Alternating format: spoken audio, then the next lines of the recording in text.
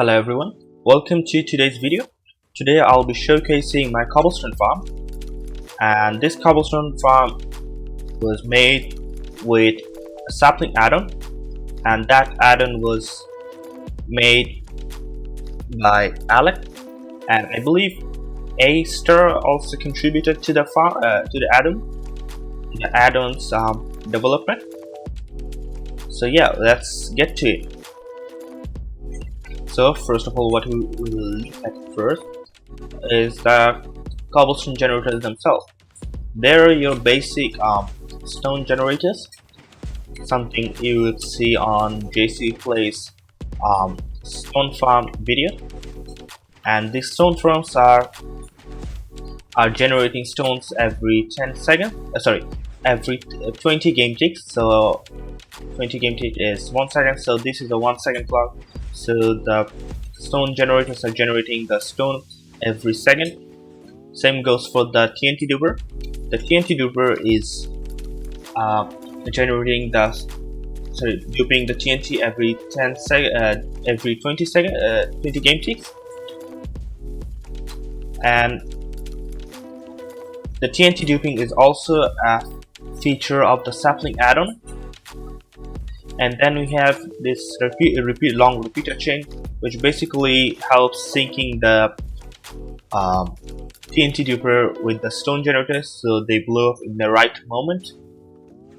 Now, this cobblestone farm produces about 200,000 items per hour.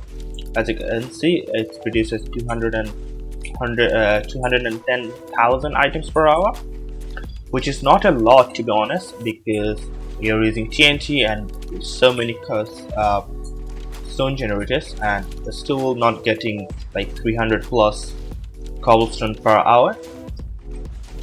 But to be honest, this is not really an optimal farm. There's a lot of ways I'm pretty sure someone can optimize it, find better timings, and make it a much faster farm than I could ever. Yeah, this is more like a concept showing what we could have achieved if Mojang added 100% TNT drop rate. So basically every time a TNT blows up a block, it will drop as an item. So yeah. Now if you want to build this in survival, I'll try to leave a structure for this, even though I don't really recommend building it. But if you still want to build it, I'll leave a structure and a world download in the video description, so you can take a look at it and maybe optimize it. And if you optimize it, let me know in the comments, or like ping me in Discord. Now let's take a look at the other one. Now this cobblestone farm is not the one I'm showcasing today, but this is basically another concept that I was working on. So this one would push the blocks from above, and the reason I did that is to reduce the losses. So if in case, let's say we have a block stuck right here and we have a gap, there's a chance that an item will fly and land on this block, and since this block is not getting blown up anytime soon, the items will stay there and remain there for forever, which would so basically we would have a lots of losses, items will get stuck here and never be collected. So to solve this issue, I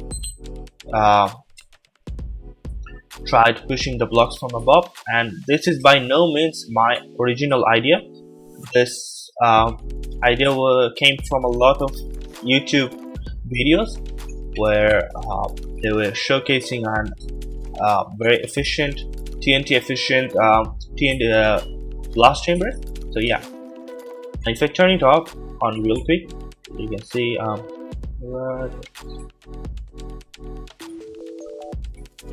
let me clear up the data. Now this exact farm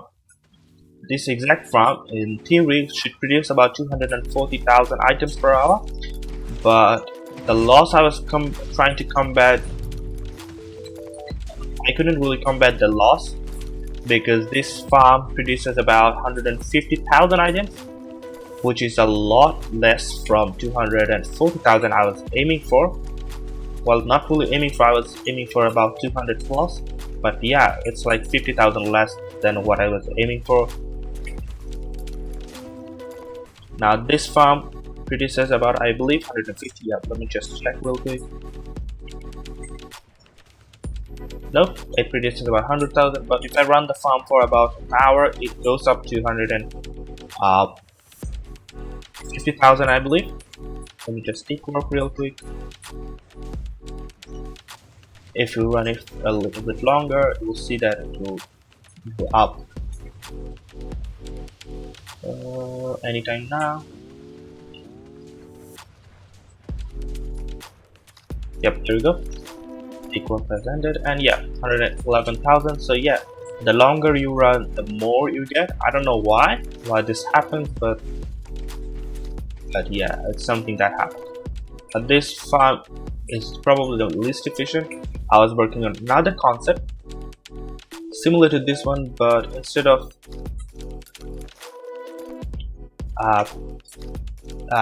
dropping the TNT from above, it will push the eject will push the TNT from below. So something like this. Let me show you real quick. Yeah, there we go.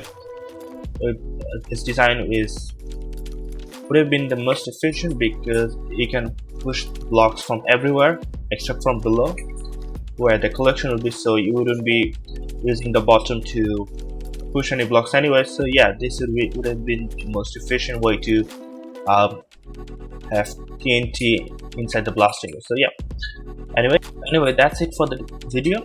That's it for today, and thanks for watching. I'll see you next time. Bye bye.